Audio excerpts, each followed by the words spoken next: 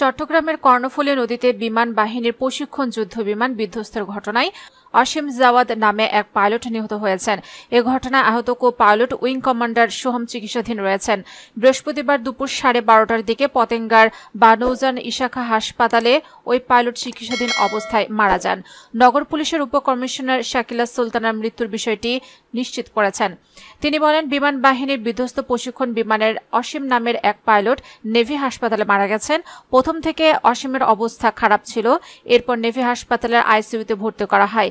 বেলা 12টায় তার মৃত্যু হয়। এর আগে সকাল 10:30টার দিকে বিমান বাহিনীর YAK-130 নামক যুদ্ধ বিমানটি রানওয়ের দিকে ওঠার সময় স্পার্ক করে। এ সময় বিমানটির পেছন দিকে আগুন লেগে যায় এবং এক পর্যায়ে চট্টগ্রাম বোট ক্লাবের অদূরে কর্ণফুলী নদীতে বিধ্বস্ত হয়ে পড়ে। শাহ আমানত আন্তর্জাতিক বিমানবন্দরের জনসংযোগ কর্মকর্তা ইব্রাহিম খলিল বলেন, YAK-130 ওই প্রশিক্ষণ যুদ্ধ বিমানটি ওঠার সময় রানওয়েতে স্পার্ক করেছিল। এরপর উপরে গিয়ে বিধ্বস্ত হয়ে যায়। ওই বিমানে থাকা 2 জন পাইলটকে আমরা প্যারাশুট করে নামতে দেখেছি, তবে সেটি কোথায় তা এখনো নির্দিষ্ট করতে পারেনি। বিভিন্ন জায়গায় ওই বিমানের অংশ পাওয়া যাচ্ছে।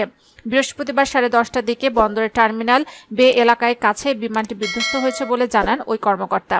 এদিকে ISPR থেকে জানানো হয়, যুদ্ধবিমান যান্ত্রিক ত্রুটির কারণে চট্টগ্রামের পতেঙ্গায় দুর্ঘটনায় পতিত হয়েছে।